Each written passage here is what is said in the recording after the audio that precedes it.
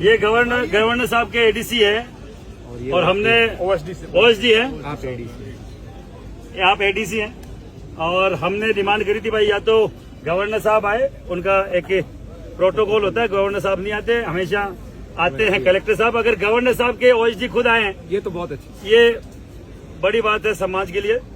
हम केवल पूरे स्वर्ण समाज की तरफ से सरकार एक ही निवेदन करना चाह रहे हैं, एक ही निवेदन करना चाह रहे हैं, हमारे बच्चों का सर जो भविष्य खराब किया जा रहा है हम कतई स्वीकार नहीं करेंगे, प्लीज। चाहे हमें सरकार का तख्ता बदलना पड़े, आज हमने कसम ली है। हम आपके माध्यम से राष्ट्रपति तक बात पहुंचाना चाह रहे, प्रधानमंत्री को भी नहीं, राष्ट्रपति हमारे यहाँ का सर्वे सर्वा होता है देश का। हमारे बच्चों ने ऐसा क्या बिगाड़ा है जो हमारे बच्चों के खिलाफ इस तरीके का कानून लाया जाएगा जिससे हमारा बच्चा जन्मजात अपराधी घोषित हो रहा है।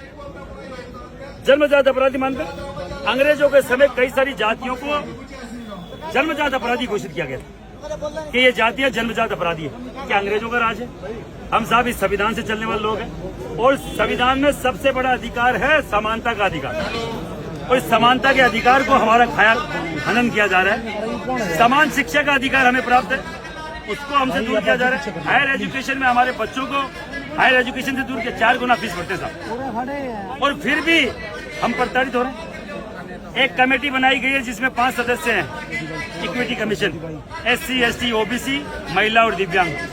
जनरल कास्ट का कोई व्यक्ति नहीं। क्या हमारे बच्चों के साथ हरेसमेंट नहीं होता या रैगिंग जैसी कुछ नहीं होती?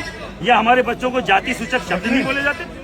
वो कहाँ जाके अपनी शिकायत करेगा? वहाँ उसको सुनने वाला ही कोई नहीं है। अगर उसके साथ मारपीट होती है, चाहे उसके साथ रैगिंग होती है, उसको सुनने वाला ही नहीं है। सबसे बड़ी बात डेफिनेशन ये है कि अगर वो SC, ST, OBC का कोई भी व्यक्ति गलत है, शिकायत भी करता है, तो उसके खिलाफ कोई कार्रवाई नहीं होगी। हमारे बच्चों के खिलाफ कार्रवाई होगी और 7 दिन में मैंडेटरी है कि उसके खिलाफ SC, ST का मुकदमा दर्ज होगा, जेल जाएगा और बाकायदा रेस्टिगेशन होगा। किसी कॉलेज में एडमिशन नहीं होगा और अगर किसी कॉलेज ने 7 दिन में कार्रवाई नहीं करी तो उस कॉलेज का उसका रजिस्ट्रेशन निलंबित हो जाएगा। इतने बड़े कानून, हमने ऐसा कौन सा गुनाह कर दिया हमारे बच्चों ने? 80 साल तक हमने तो किसी जाति बिरादरी के बच्चे को जाति पूत की मित्रता नहीं करी साहब, किसी ने नहीं करी क्यों आज तक? विद्या के मंदिर में इस तरीके का साहब कतई सही नहीं है। हम लोग इसको लागू नहीं होने देंगे। कहीं पे भी किसी भी स्तर पर जाना पड़े, आप राज्यपाल महोदय को हमारे ज्ञापन दीजिए कि राष्ट्रपति तक हमें पहुंचाएं और हमारे साथ न्याय करें। हम पूरे देश में जाएंगे सर। आपका जो भी ज्ञापन है गवर्नर साहब आगे महिपाल सिंह मकराना, महिपाल सिंह मकराना, जय भवानी, जय भवानी, जय महाराणा प्रताप। ये हमारे बेदी राणा जी यहाँ के ऑर्डिनेटर हैं, ये मोर सिंह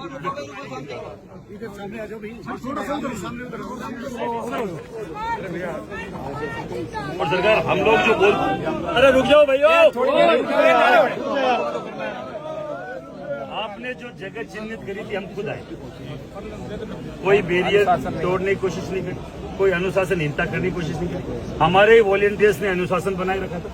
तो पता ही नहीं क्यों ये प्रशासन बार बार राजस्थान में हमारे साथ हुआ है। यहाँ भी हमें बोला गया 5 किलोमीटर पहले रुको। हम बोल रहे हैं आप जो जगह चिन्हित करेंगे वहां चलिए। हम यहाँ लाठी बाड़ा जंग करने नहीं आए। हमारे ट्रैक्टर वाले भाई लोग बोल रहे थे कि 1000 ट्रैक्टर चलेंगे, नहीं चलेंगे। अगर किसी को ट्रैक्टर से दिक्कत है हम नहीं, किसी को सुविधा भी नहीं साहब ये हमारी व्यवस्था है, ये हमारे टैक्स से बनी हुई चीजें, हम क्यों तोड़ेंगे? अनुशासित लोग है साहब, ब्राह्मण बढ़िया राजपूत, ये कायस्थ, ये ऐसी कौम नहीं है जो पत्थर मारती है।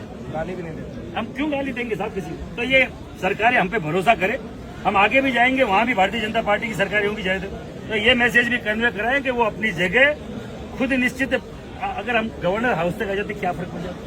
हमारा भी सम्मान होता, आपका भी सम्मान होता। और अनुशासन से आते साहब, हमें तो अच्छा लगता है कि गवर्नर साहब आते बार जो हम बात बोल रहे हैं उसमें कमी नहीं होती। इसी वजह से डिले हो गए, नहीं तो हम पहले जल्दी भी आए। बहुत बड़े सरकार, आपका धन्यवाद है। ये राष्ट्रपति के नाम ज्ञापन है, आप सबकी तरफ से तैयार हो गया आप? और आपकी सहमति है क्या? हम लोग यही बोल के आए थे, यानी कल को बोले कि भैया वहाँ क्या पा लिया, यहाँ पाने को कुछ नहीं है, पाने को दिल्ली में। करनी मात की